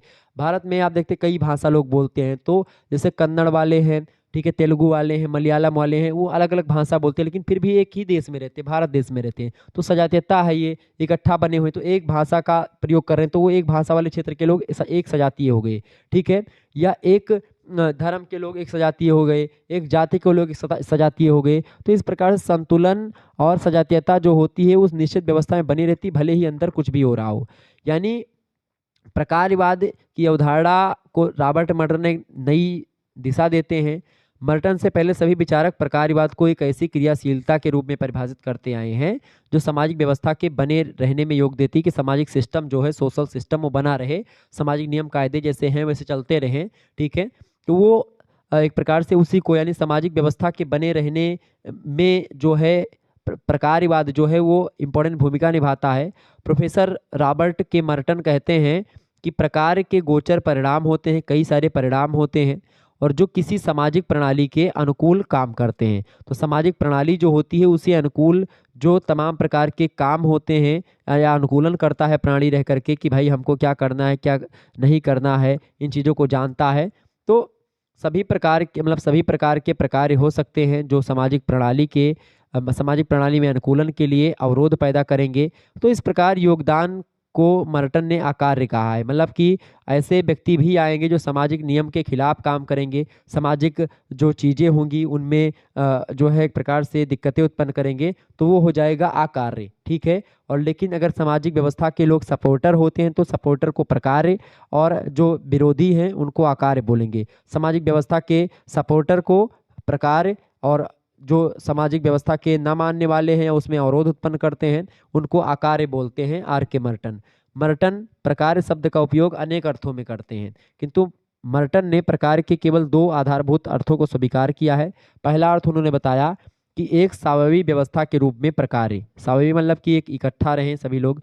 दूसरा, स्वाभाविक व्यवस्था के अंतर्गत परिणामों के रूप में प्रकार, जो परिणाम भी आए, अगर कोई भी दिक्कतें आई तो उसके बाद में जो परिणाम है वो भी, उसमें भी एकता बनी रहे। तो इस प्रकार से ये होता है आपका प्रकार्यवाद। 10वां क्वेश्चन आप देखेंगे, सामाजिक क्रिया से क्या तात्पर्य है बताइए। सामाजिक क्रिया क्या होती भैया? सामाजिक क्रिया की अगर बात की है तो सामाजिक क्रिया की अवधारणा को दिया किसने है? मैक्स वेबर का आप लोगों ने नाम सुना होगा। तो मैक्स वेबर एक जबरदस्त समाजशास्त्री हैं, अच्छे समाजशास्त्री हैं। उन्होंने ही दिया है सिद्धांत सामाजिक क्रिया का। मैक्स वेबर कहते हैं, अच्छा मैक्स वेबर एक प्रकार से समाज शास्त्र की केंद्रीय अध्ययन वस्तु के रूप में स्वीकार करते हैं सामाजिक क्रियाओं को। और वो कहते हैं कि समाज शास्त्र वह विज्ञान है जो सामाजिक क्रिया का अर्थ पूर्ण बोध कराने का प्रयत्न करता है, जिससे कि इसकी सामाजिक क्रिया गतिविधि तथा परिणामों की कारण सहित व्याख्या प्रस्तुत की जा सके। यानी कुल मिलाकर के अगर कहें तो वेबर जो है, मैक्स वेबर, ये सामाजिक क्रिया को ही समाजशास्त्र की अध्ययन वस्तु मानते हैं। कहते हैं कि समाजशास्त्र की विषय वस्तु या कंटेंट या स्कोप जो होता है सोशोलॉजी का, वही होता है सामाजिक क्रिया।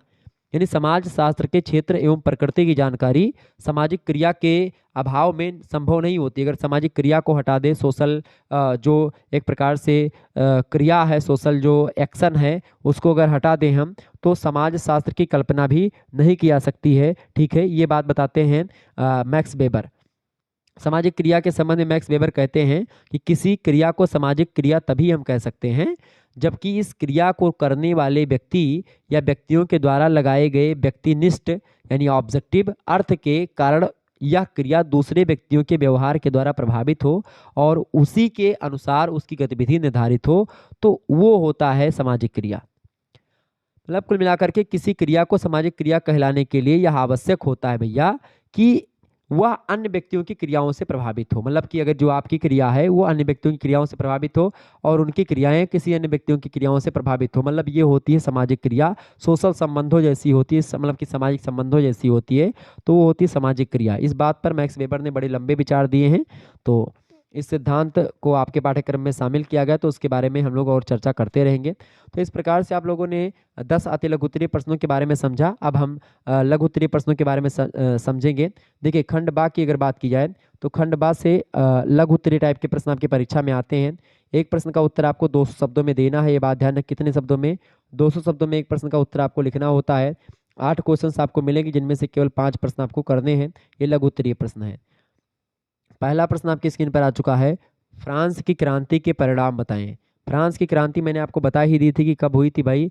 तो फ्रांस की क्रांति सबसे पहले जानो कब हुई थी। फ्रांस की क्रांति भैया फटाफट से आप बताएंगे, फ्रांस की क्रांति कब हुई थी? तो फ्रांस की क्रांति जो हुई थी ये लुई 14वें के शासनकाल में जो है हुई थी। और फ्रांस के राजाओं ने कई लड़ाइयाँ लड़ी जिसमें काफ़ी खर्चा हुआ, काफ़ी धन व्यर्थ हुआ। 1755 ईस्वी में लुई 14वें की जब मृत्यु हो जाती है, उसके समय फ्रांस की आर्थिक स्थिति जो होती है, इकोनॉमिकल जो सिचुएशन होती है, वो बहुत कमज़ोर हो जाती है। और जब लुई 14वें की मृत्यु होती है, उसके बाद में लुई 15वां जो होता है वो स्थिति में सुधार लाने के बजाय क्या करता है, जो महाजन लोग होते हैं, जो सेठ लोग होते हैं, उनसे ऋण लेकर के और राज्य का चलाने लगता है। तो जब इस प्रकार से काम होता है तो फ्रांस उस समय कितने गहरे संकट से गुजर रहा होगा, इसकी स्पष्ट व्याख्या लुई 14वां खुद ही करता है। वो कहता है लुई 15वां, चूंकि लुई 14वें की मृत्यु हो गई, उसके बाद राजा बनता है लुई 15वां। ठीक है, 1755 मतलब 1775 ईस्वी के बाद। तो लुई 15वां कहता है कि मेरे बाद प्रलय, यानी आफ्टर मी द डिले। ठीक है, तो इससे स्पष्ट होता है कि भाई लुई जो 15वां था वो एकदम से मतलब जानता था कि भाई कुछ अब बचा नहीं है। तो एक प्रकार से अच्छा लुई 16वां जो था इसके बाद में जो आता है, लुई 15वें के बाद में, वो एक कमजोर शासक था जिसे फ्रांस की दिवालिया सरकार विरासत में प्राप्त हो गई थी। मतलब चूंकि लुई 15वें के बाद में फिर लुई 16वां गद्दी पर बैठता है, तो लुई 16वां जो है एकदम से कमजोर था और शासन भी कमजोर, बागडोर एकदम से छोड़ करके जब लुई 15वां भी गए, तो कहीं ना कहीं पे आप देखेंगे समाज की जो फ्रांस की स्थिति थी एकदम से बिगड़ चुकी थी। तो ऐसी सिचुएशन में क्या था कि जो लुई 16वें की पत्नी थी उसका नाम था जो है मतलब कि अंतुआनते। अंतुआनते जो थी, मेरी अंतुआनते, जो ये महारानी थी, लुई 16वें की पत्नी थी, वो एक प्रकार से अपनी शाही खर्च के साथ साथ एक इतिहास प्रसिद्ध वाक्य के लिए भी जानी जाती हैं। वो कहा जाता है कि फ्रांस की जनता जब भूखी मर रही थी, या फ्रांस की भूखी जनता जब खाना मांगने के लिए महल में जाती है, लुई 16वें की पत्नी जो है के सामने जब जाती है सब सारी जनता इकट्ठी होकर के, तो महारानी जानते हैं क्या कहती हैं? जो मेरी अंतुआनेत हैं वो जानते हैं क्या कहती हैं? अंतुआनाते। ठीक है, अंतुआंते, जो ये मेरी अंतुआंते हैं, ये कहती हैं कि जब फ्रांस की जनता एकदम से भूखी नंगी जनता जब जाती है कि महारानी कुछ खाने के लिए कुछ ऐसे मतलब दीजिए, कुछ बताती, मतलब जनता अपनी डिमांड करती मांगती कि कुछ खाने के लिए नहीं है, जनता भूखों मर रही है, तो उस सिचुएशन में कहती हैं कि यदि तुम्हारे पास ब्रेड नहीं है या रोटी नहीं है तो तुम केक क्यों नहीं खा लेते। अब सोचो, इतनी जो है दिमाग की पैदल रानी थी, ठीक है, कि क्या कहती हैं कि अगर रोटी तुमको नहीं मिलती है तो तुम केक क्यों नहीं खा लेते। अब देखिए लुई सोलहवा की जो पत्नी है, ये इस प्रकार से कहती हैं, तो आप देखिए जनता में आक्रोश की भावना तो आएगी आएगी। तो उसके बाद में फिर क्या था, फिर 1789 ईस्वी का समय आता है और उसके बाद में फिर क्रांति हो जाती है। क्लियर।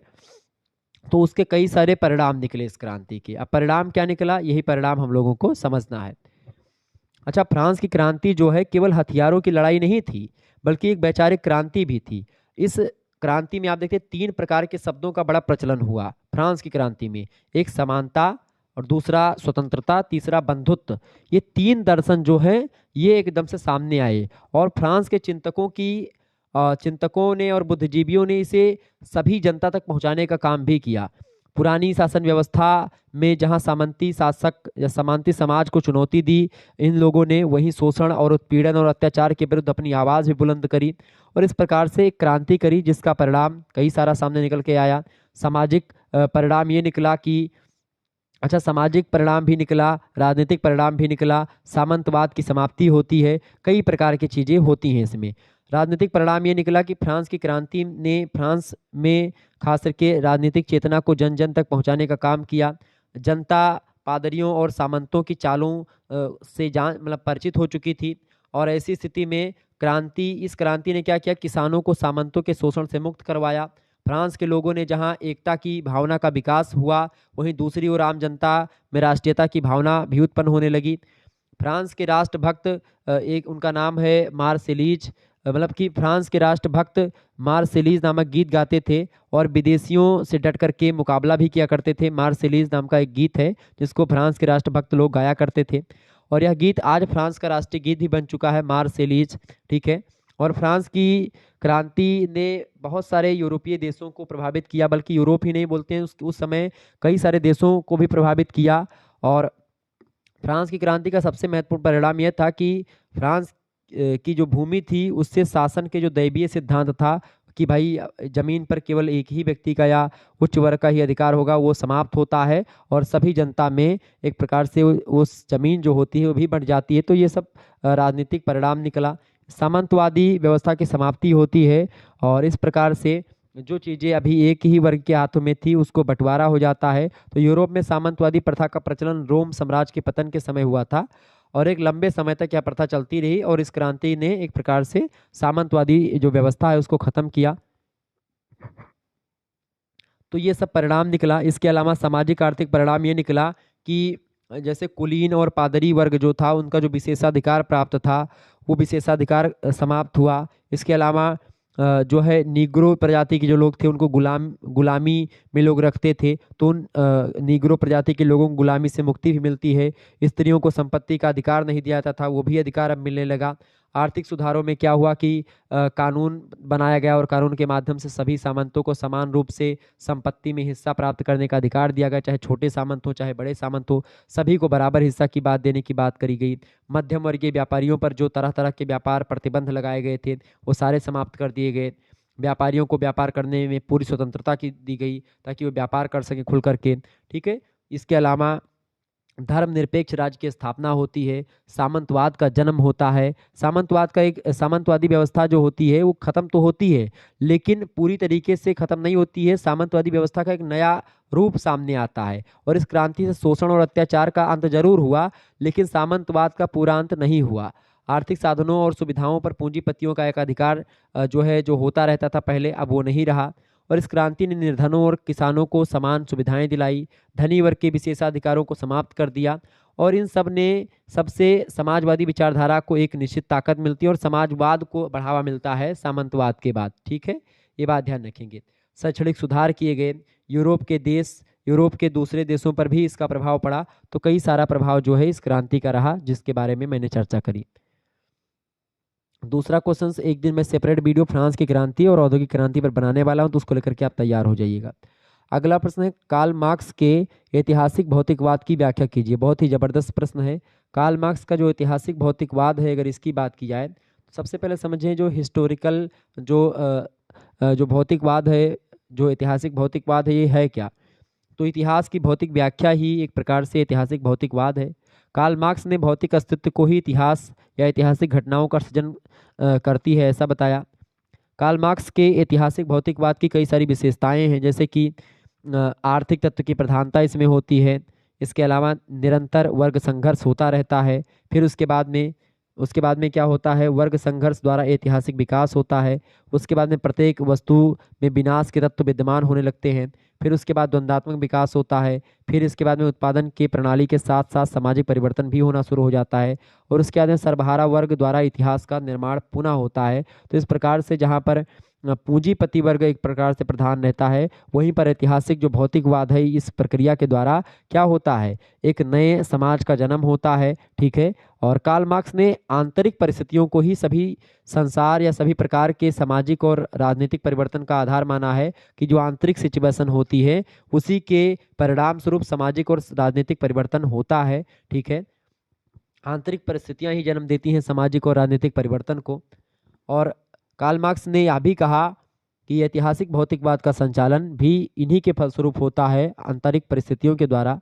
जो इंटरनल सिचुएशंस होती हैं उन्हीं के द्वारा ऐतिहासिक भौतिकवाद का संचालन होता है। और इन्होंने यह भी कहा कि ऐतिहासिक भौतिकवाद के और कई आधार हैं, जैसे कि सामाजिक संबंधों का निर्धारण करता है ऐतिहासिक भौतिकवाद। सामाजिक परिवर्तनों को दिशा देना, ये भी एक आधार रहा इसका। राष्ट्रीय संबंधों को निर्धारित करना, इसके अलावा समाज में नैतिक मूल्यों को निर्धारित करना, राष्ट्रीय आय की सीमा का निर्धारण करना, वैज्ञानिक उन्नति का निर्धारण करना, राजनीतिक विचारों की उत्पत्ति का आधार। तो कई प्रकार के आधार जो हैं ये वर्ग संघर्ष के आधार में शामिल है। और कार्ल मार्क्स ने ऐतिहासिक भौतिकवाद के कई आधारों के आधार पर अपनी राजनीतिक विचारधारा का मूल्यांकन भी किया। और सभी के मूल में उन्होंने आर्थिक परिवर्तन और उत्पादन की प्रणाली में होने वाले परिवर्तन को निर्णायक तत्व के रूप में स्वीकार किया। ठीक है। तो ये है कार्ल मार्क्स जिन्होंने ऐतिहासिक भौतिकवाद के बारे में बताया। ठीक है। अगला क्वेश्चन आप देखेंगे, तीसरा प्रश्न आपकी स्क्रीन पर आ चुका है। सामाजिक तथ्य की विशेषताएं बताएं। सामाजिक तथ्य की अवधारणा किसने दी है? मैंने आपको बताया था सामाजिक तथ्य ही जिम्मेदार हैं आत्महत्या के लिए। ये बात किसने कहा था? दुर्खीम ने कहा था। तो दुर्खीम ही एक प्रकार से सामाजिक तथ्य के बारे में बताते हैं। मुख्य रूप से सामाजिक तथ्य की दो विशेषताएं हैं, एक तो बाह्यता और एक होती है बाध्यता। ठीक है। एक तो जब किसी का बाहरी दबाव पड़े, दूसरा होता है जब आप बाध्य हो किसी काम को करने के लिए। ठीक है। तो सामाजिक तथ्य की अवधारणा दुर्खीम की समाजशास्त्रीय अवधारणाओं में से प्रमुख स्थान रखती है। और दुर्खीम ने सामाजिक तथ्यों के अध्ययन को ही समाजशास्त्र का विषय वस्तु माना है। और दुर्खीम सभी मानवीय व्यवहारों को सामाजिक तथ्य मानते हैं, क्योंकि उनकी उत्पत्ति समाज में होती है। सामाजिक तथ्यों की, सोशल फैक्ट की, सामाजिक फैक्ट को या सोशल फैक्ट को परिभाषित करते हुए दुर्खीम कहते हैं कि सामाजिक तथ्य व्यवहार जो होते हैं, इसमें विचार, अनुभव और क्रिया, तो ये शामिल होते हैं। तो सामाजिक तथ्य व्यवहार का वह पक्ष होता है जिनका निरीक्षण वैषयिक रूप से संभव है और जो एक विशेष ढंग से व्यवहार करने को बाध्य करता है। ठीक है। तो वो होता है, यानी कि दुर्खीम कहता है कि सामाजिक तथ्य वस्तुओं की तरह ही वास्तविक है, मतलब वास्तविकता होती है इसमें भी, मतलब सामाजिक तथ्य में सोशल फैक्ट जो होता है। तो दो तथ्य स्वीकार किए, मतलब सामाजिक तथ्य में दो विशेषताएं होती हैं, एक बाह्यता और एक बाध्यता। तो बाह्यता का मतलब होता है कि सामाजिक तथ्यों का अस्तित्व व्यक्तियों के बाहर एवं स्वतंत्र होता है और उस पर व्यक्ति विशेष या वैज्ञानिक की क्रिया का प्रभाव नहीं पड़ता है। जिस प्रकार से दो मात्रा में हाइड्रोजन और एक मात्रा में ऑक्सीजन से मिल करके पानी का सूत्र बनता है, जैसे कि हाइड्रोजन के दो अणु और पानी का एक अणु मिल करके क्या बनते हैं? बनता है आपका H2O। ठीक है। क्या बनता है? H2O, यानी कि जल का निर्माण होता है। दो हाइड्रोजन मिल करके, हाइड्रोजन के दो तत्व और ऑक्सीजन के एक तत्व मिलकर के पानी का निर्माण करते हैं। तो उसी प्रकार से सामाजिक तथ्यों की उत्पत्ति भी समूह के सभी व्यक्तियों की सामूहिक चेतना के कारण ही बनती है, सामूहिक चेतना के कारण ही उत्पन्न होती है। फिर भी वे व्यक्ति विशेष की क्रिया और विचारों से अलग होती हैं। ये बात ध्यान रखेंगे, क्योंकि सामाजिक जो तथ्य होता है ये सामूहिक चेतना के द्वारा जन्म कर देता है, यानी सामूहिक चेतना की उपज है, ऐसा बोलें तो सही होगा। सामाजिक तथ्य क्या है? सामूहिक चेतना जो होती है उसी की उपज है, और वे व्यक्ति के लिए बाध्यता मूलक होते हैं। ठीक है, जो सामाजिक तथ्य होते हैं, सामाजिक तथ्य जो होता है एक सामाजिक समूह जो होता है वही निर्माण करता, सामाजिक नियम कायदा बनाता है कि भाई ऐसे करेंगे तो ये होगा, ये करेंगे तो ये होगा। तो इसी प्रकार से व्यवहार, क्रिया और अनुभव के आधार पर सामाजिक तथ्यों का निर्माण किया जाता है, और उसी को सामाजिक एक प्रकार से तथ्य कहते हैं। तो ये व्यक्ति पर दबाव भी डालता है। तो ये सब चीज़ें हैं, और बाह्यता और बाध्यता के अलावा और भी तमाम प्रकार के सिद्धांत हैं, तमाम प्रकार की विशेषताएं हैं सामाजिक तथ्य की, जैसे कि सामाजिक तथ्य काम करने, सोचने या अनुभव करने के तरीके होते हैं। ठीक है, कि हम काम कैसे करें, हमको सोचने का तरीका कैसा मिला, हमारा विचार क्या होगा, ये सब सामाजिक तथ्य निर्धारित करता है। सामाजिक तथ्य जो होता है, सामाजिक तथ्य सार्वभौमिक होते हैं। सामाजिक तथ्यों में केवल उन्हीं तरीकों को सम्मिलित करते हैं हम जो संपूर्ण समाज में सामान्य रूप से पाए जाते हैं। क्लियर? इसके अलावा सामाजिक उत्पत्ति भी सामाजिक तथ्य के द्वारा ही होती है, क्योंकि सामाजिक तथ्य व्यक्तिगत चेतना की उपज नहीं होता है, सामूहिक चेतना के कारण उत्पन्न होता है, और समाज में बार बार दोहराए जाने के कारण से वे अस्थायी हो जाते हैं। और इस अस्थायित्व के कारण से इनमें तीव्र गति से परिवर्तन नहीं होता है, धीरे धीरे होता है, क्योंकि सामाजिक तथ्य ही बाद में चल करके सामाजिक नियम बन जाते हैं, सामाजिक मूल्य बन जाते हैं, सामाजिक मानदंड बन जाते हैं। क्लियर? ये बात ध्यान रखेंगे। तो सामाजिक तथ्य, सोशल फैक्ट ये होते हैं। आगे देखेंगे, अगला क्वेश्चन आपकी स्क्रीन पर आ चुका है। चौथा नंबर प्रश्न है, बहुत ही महत्वपूर्ण प्रश्न है। प्रश्न क्या है भैया? प्रश्न आपकी स्क्रीन पर आ चुका है कि पैरेटो के भ्रांत तर्क की अवधारणा की विवेचना कीजिए। तो पैरेटो की अगर बात कीजिए, विल्फ्रेडो पैरेटो, तो उन्होंने भ्रांत तर्क की अवधारणा दी, और उन्होंने कहा कि मानव की जो अधिकांश क्रियाएं होती हैं अवशेषों के द्वारा संचालित होती हैं, और जिन्हें तर्क संगत नहीं कहा जा सकता है। इसका कारण यह है कि अवशेषों का आधार मूल प्रवृत्तियां, संवेग और भावनाएं जो होती हैं, इमोशंस जो होते हैं वो होते हैं। तो इमोशंस वगैरह को आप तर्क संगत नहीं ठहरा सकते। तो इमोशन जो होता है, प्रवृत्तियां जो होती हैं कि आपका विचार ऐसे, आप वही काम करेंगे जो आप पहले से धारणा बना करके रखें, आपके जो इमोशन ने कहा वो आप करेंगे, तो वो तर्क संगत नहीं होगा। जैसे मैंने आपको पैरेटो की जो तार्किक और अतार्किक दो चीजें आपको बताई थी, तो उसी में तार्किक और अतार्किक में ही भ्रांत तर्क होता है। भ्रांत तर्क मतलब सीधा सीधा कि जो भावनाओं पर आधारित हो, संवेगों पर आधारित हो, और एक प्रकार से प्रवृत्तियों पर आधारित हो। तो व्यक्ति जो भी कार्य करता है वह उसे उचित मानता है, किंतु अन्य लोग उसी कार्य को जो व्यक्ति करता है उसको उचित मानते हैं कुछ लोग, और कुछ लोग उसको उचित नहीं मानते हैं। तो एक प्रकार से ऐसी चीजें होती हैं कि भाई आप जो काम कर रहे हैं, हो सकता है जैसे मैं वीडियो बना रहा हूँ, अब ये मैं आपको क्लास दे रहा हूँ, तो कुछ लोगों को क्लास अच्छी भी लगेगी, कुछ लोगों को बहुत अच्छी लगेगी, कुछ लोगों को बुरी भी लगेगी। तो इसी प्रकार से कई प्रकार के लोग होते हैं। तो इसीलिए समाज, ये जो पैरेटो हैं, अच्छा मुझे हमेशा लगेगा कि मैं अच्छा ही पढ़ा रहा हूँ, तो मेरा ये भ्रांत तर्क है कि मैं अच्छा ही पढ़ाऊंगा या मैं अच्छा ही पढ़ाता हूँ। ये मेरा क्या है? भ्रांत तर्क है। भ्रांत तर्क मतलब समझ रहे हैं कि मुझे तो लगेगा कि मैं अच्छा पढ़ा रहा हूँ, लेकिन जब फीडबैक सामने से आएगा वो निर्धारित करेगा कि भाई हम अच्छे पढ़ा रहे हैं कि बुरे पढ़ा रहे हैं। ठीक है, चूंकि क्या होता है भैया कि जो भ्रांत तर्क है पैरेटो का, पैरेटो महोदय का दो तरीके की क्रियाओं के बारे में, एक तार्किक और एक अतार्किक। तार्किक मतलब क्या कि जिन क्रियाओं को या जो काम आप करते हैं उसको आप प्रैक्टिकल करके दिखा दें कि मैं अच्छा ही पढ़ा रहा हूं। जैसे कि अब जो मैं पढ़ा रहा था उसका परिणाम क्या निकला कि कल रिजल्ट आया बहुत सारे विश्वविद्यालयों का, हालांकि राम मनोहर लोहिया के विश्वविद्यालय का रिजल्ट आया, और लगभग आप देखते हैं 80% के ऊपर मेरे पढ़ाए हुए बच्चों के लगभग कम से कम 50 से 60 बच्चों ने हमारे पास वो भेजा, क्या बोलते हैं उसको, रिजल्ट अपना, कि सर जी हमारा 80% से ऊपर नंबर आया। किसी का तो 95 आया, किसी का 94, मतलब ऐसे ऐसे सबका बन रहा था। तो बहुत सारे बच्चों ने हमारे पास कमेंट किया। अब ये सोचिए ये क्या है? एक परिणाम है, एक तथ्य है कि अब निर्धारित क्या होगा कि हमारा तर्क भ्रांत है या तर्क हमारा सही है, या एक प्रकार से भ्रांत है, या तार्किक क्रियाएं मैंने की या अतार्किक क्रियाएं करी। तो मैंने तार्किक क्रियाएं करी, चूंकि आपको रिजल्ट मैंने दे दिया, तो रिजल्ट निकल गया, यानी तर्क की संगत के हिसाब से मैंने पढ़ाया, अच्छा पढ़ाया, तो ये होगा तर्क। लेकिन अभी रिजल्ट आपका बुरा आता, रिजल्ट ठीक ना आता, या एकदम से, तो उसमें या तो आपकी गलती है या मेरी गलती है। ठीक है, दोनों में से किसी ना किसी का फॉल्ट जरूर है।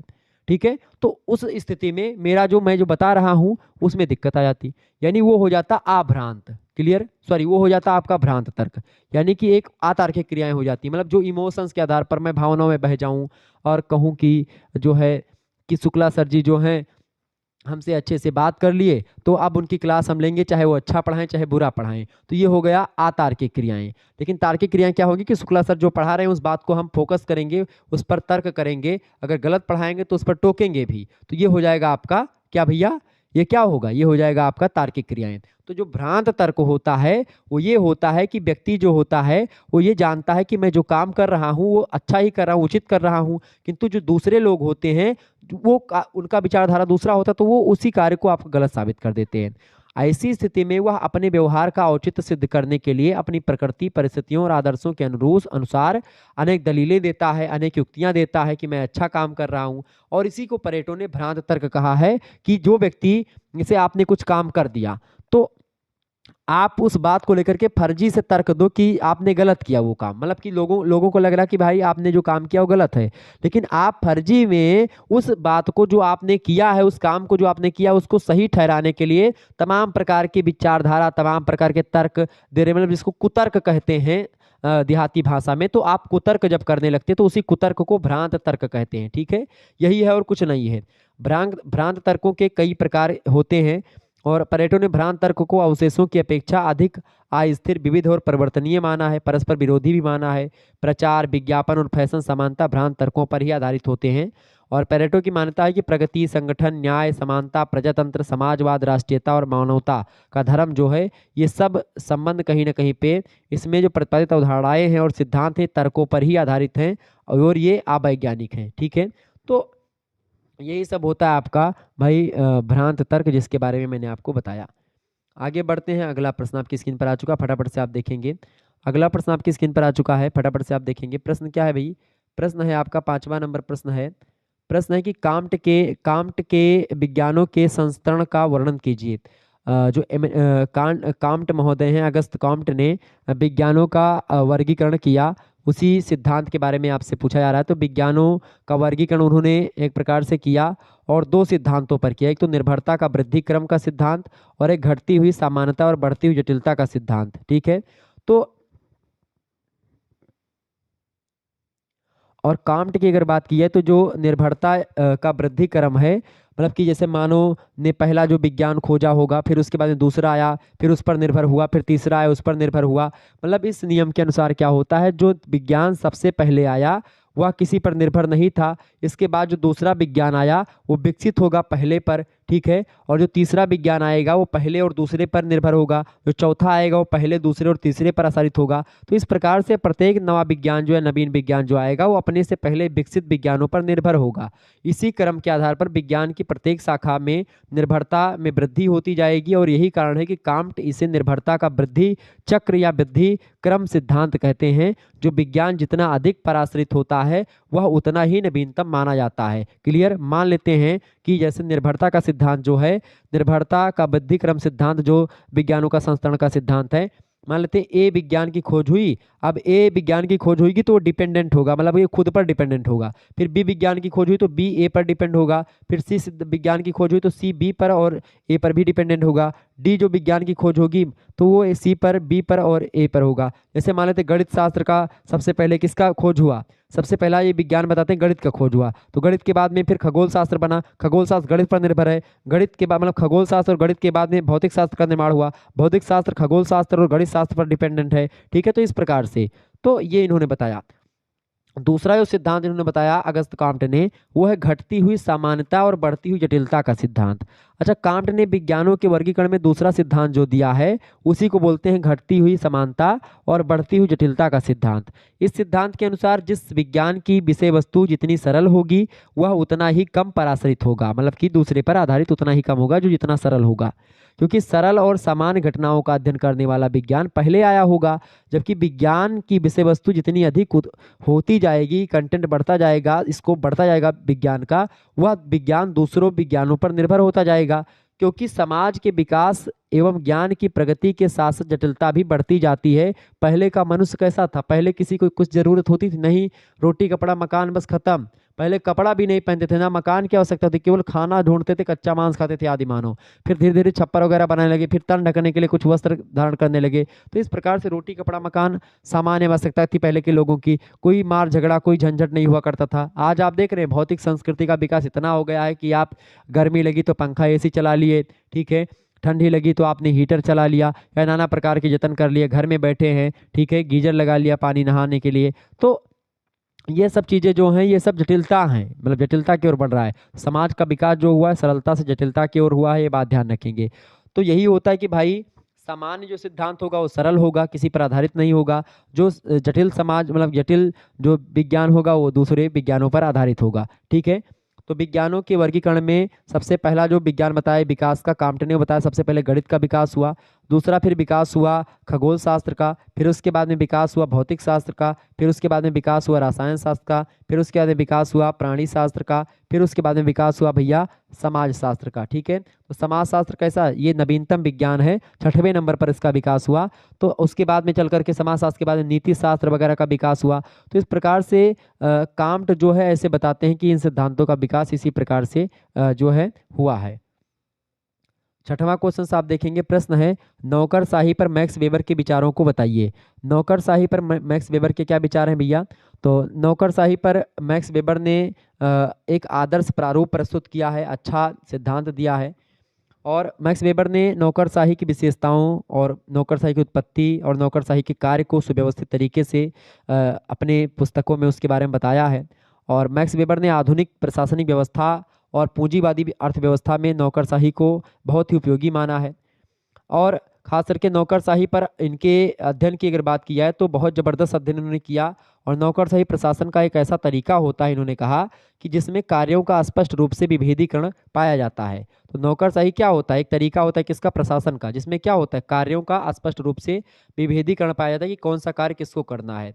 इसमें विशिष्ट योग्यता के आधार पर सुनिश्चित प्रविधि के द्वारा व्यक्तियों का चुनाव किया जाता है। विभिन्न पदों पर उन्हें बैठाया जाता है जो उस पद के एक प्रकार से अच्छे तरीके से उस पद का निर्वहन कर ले जाएं, उस पद की जो रोल है, उस पद की जो भूमिका है उसे निभा सकें, उनको उस पद पर बैठाया जाएगा। तो विभिन्न पदों में एक संस्तरण यानी कि एक उतार चढ़ाव की एक प्रणाली पाई जाती है।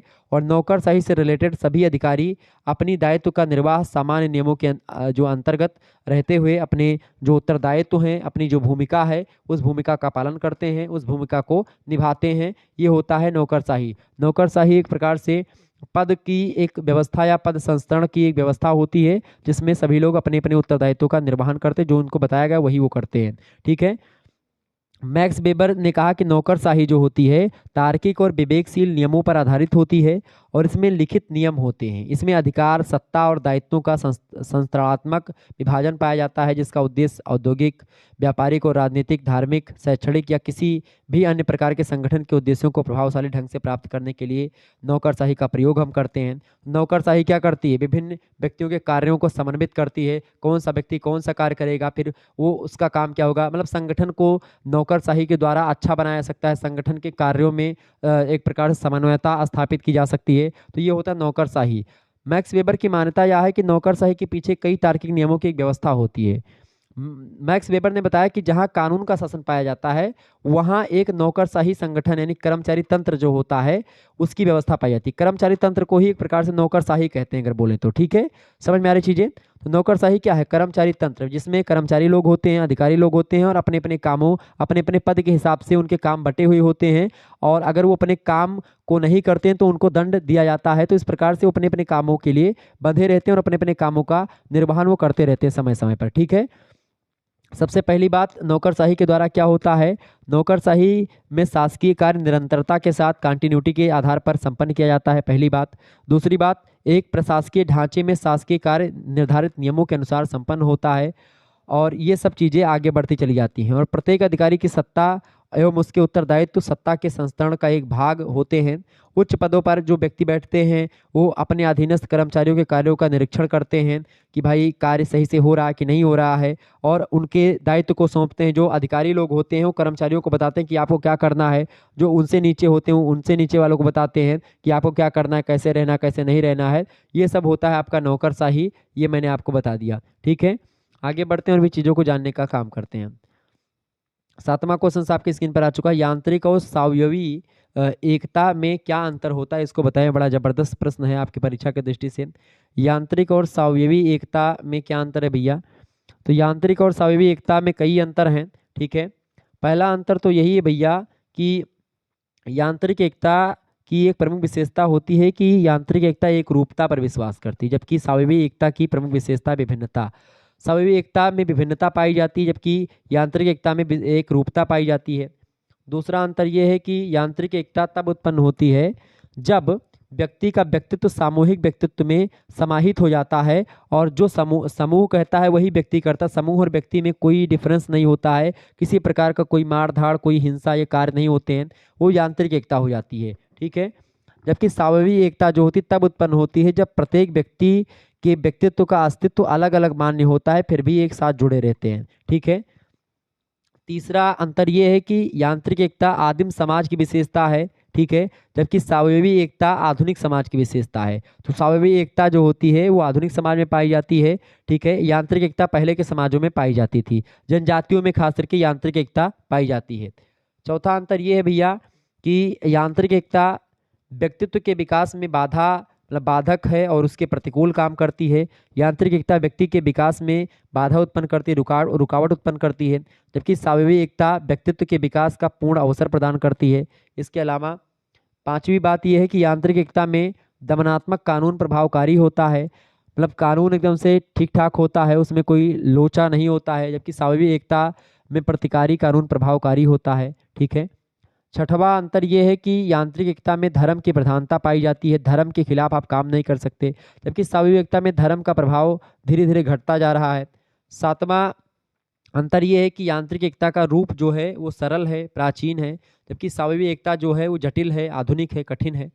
इसके अलावा अगर बात करें तो दुर्खीम ने यांत्रिक एकता की तुलना निर्जीव और अचेतन वस्तुओं से करी है, कि जो यांत्रिक एकता होती है वो एक प्रकार से वो निर्जीव और अचेतन होती है, जबकि सावयवी एकता जो होती है वो मानव शरीर से एकदम से मतलब कि एक सजीव होती है, ठीक है।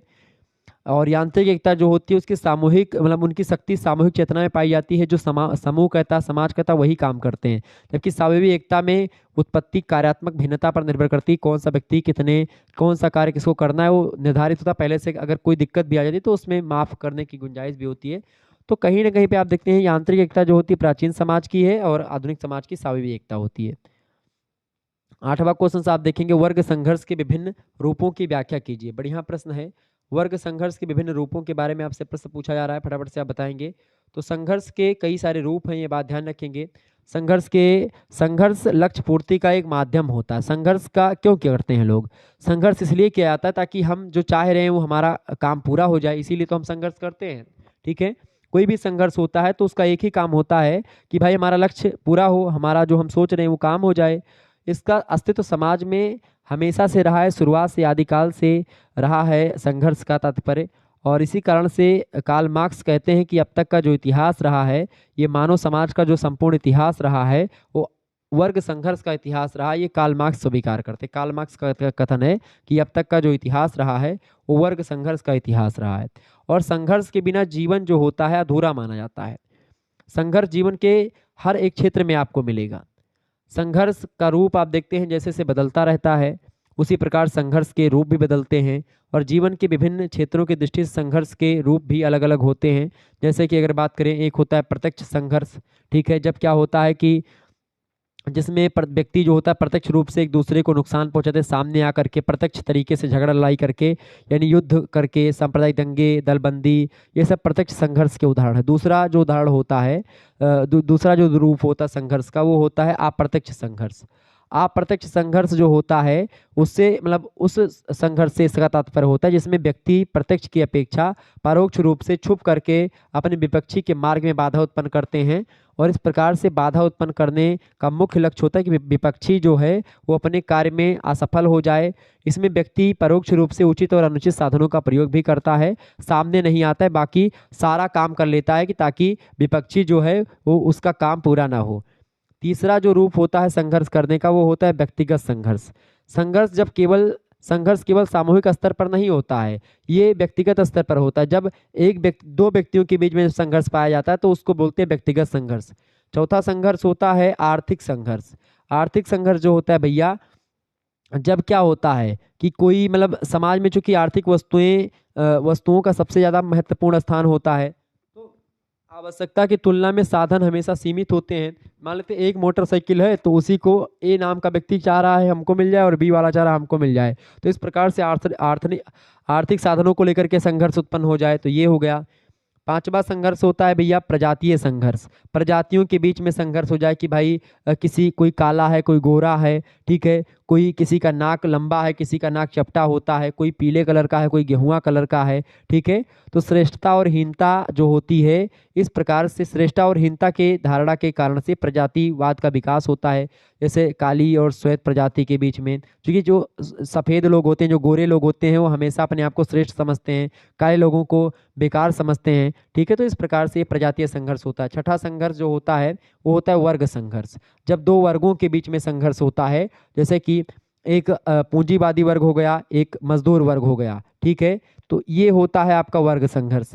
सातवां संघर्ष आपका होता है भैया राजनीतिक संघर्ष। जब दो राजनीतिक पार्टियों के बीच में संघर्ष होता है, ठीक है, तो ये होता है आपका राजनीतिक संघर्ष, ठीक है। या ऐसे बोले कि साम्यवाद और पूंजीवाद के बीच में संघर्ष हो गया, ठीक है, तो ये संघर्ष आपका राजनीतिक संघर्ष होता है। दो विचारधाराओं के बीच में संघर्ष। आधुनिक मतलब आठवां संघर्ष का रूप होता है सामुदायिक संघर्ष। सामुदायिक संघर्ष दो समुदायों के बीच में जब संघर्ष होता है तो दो कम्युनिटी के बीच में तो सामुदायिक संघर्ष हो गया। नौवां संघर्ष है बहुसंख्यक और अल्पसंख्यक के बीच में संघर्ष। यानी कि मान लेते हैं अब इस समय कोई भाषा का क्षेत्र है, मान लेते हैं हिंदी भाषी और अन्य भाषी क्षेत्र में, तो हिंदी भाषी और तेलुगु या तमिल वाले अगर आपस में एक प्रकार से क्या कर ले, संघर्ष कर लें, तो हो जाएगा बहुसंख्यक और अल्पसंख्यक का संघर्ष भाषाई आधार पर।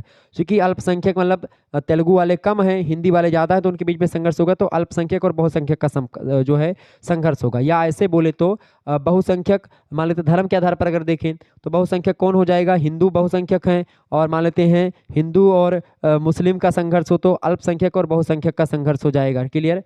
दसवां जो संघर्ष का प्रकार होता है वो होता है धार्मिक संघर्ष। जब दो धर्मों के बीच में संघर्ष होता है तो उसको बोलते हैं धार्मिक संघर्ष। तो इस प्रकार से संघर्ष के कई रूप हैं, कई मापदंड हैं, ठीक है, जिसके बारे में मैंने आपको सभी के बारे में आपको समझाया। तो ये है भैया संघर्ष के विभिन्न रूप जिसके बारे में हमने आपको बताया। क्लियर।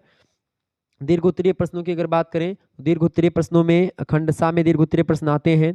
दो प्रश्नों का उत्तर आपको देना होता है, एक प्रश्न का उत्तर आपको 500 शब्दों में लिखना होता है। 4 क्वेश्चंस आपको मिलेंगे जिनमें से केवल 2 प्रश्न करने हैं।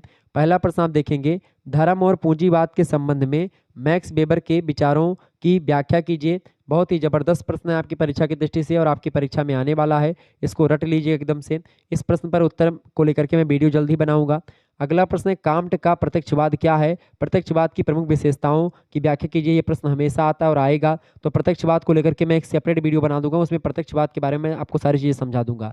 अगला क्वेश्चन है, पारसंस का जो सामाजिक क्रिया का सिद्धांत है उसकी विवेचना करें। बहुत ही महत्वपूर्ण प्रश्न है ये भी। तो अगला क्वेश्चन है, चौथा नंबर प्रश्न है, कार्ल मार्क्स के ऐतिहासिक भौतिकवाद की विवेचना कीजिए। तो इस प्रकार से 4 क्वेश्चन हैं जो कि आपकी परीक्षा की दृष्टि से बहुत ही महत्वपूर्ण है, तो इन प्रश्नों को आप एकदम से तैयार कर लीजिएगा, यही प्रश्न आपकी परीक्षा में आएंगे। इसके अलावा हिंदी साहित्य का अगर आप लोगों ने मॉडल पेपर नहीं देखा लिखित वाला, देख लीजिएगा। पेपर 2 का भी मॉडल पेपर, पेपर 1 का मॉडल पेपर, दोनों का मॉडल पेपर मैं दे चुका हूँ। लिखित मॉडल पेपर है ये, ठीक है, देख लीजिएगा। बहुत इंपॉर्टेंट प्रश्न है। एंशिएंट हिस्ट्री का पेपर 2 का मॉडल पेपर मैंने दे दिया है, आप लोगों ने नहीं देखा तो देख लीजिएगा। पेपर 1 का भी दिया है लिखित वाला, दोनों आप देख लीजिएगा। इसके अलावा राजनीति विज्ञान का मॉडल पेपर आप देख लीजिएगा, पेपर 1 पेपर 2 दोनों का दे चुका हूं, आप देख लेंगे। एजुकेशन का पेपर 1 पेपर 2 दोनों का मॉडल पेपर हो चुका, लिखित का भी ऑब्जेक्टिव का भी, तो आप सब इन सभी मॉडल पेपर को देख लीजिएगा। मिलते हैं फिर नेक्स्ट वीडियो में, तब तक के लिए जय हिंद, जय Bharat, good night, I love you.